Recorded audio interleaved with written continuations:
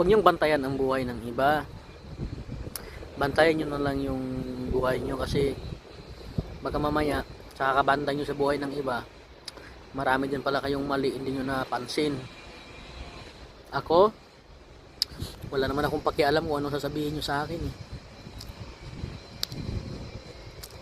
Basta ako,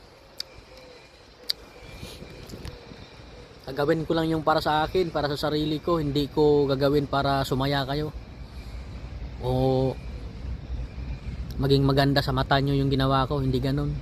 Hindi ako ganun. Hindi ko kailangang ipakita sa inyo na magaling ako para magustuhan nyo,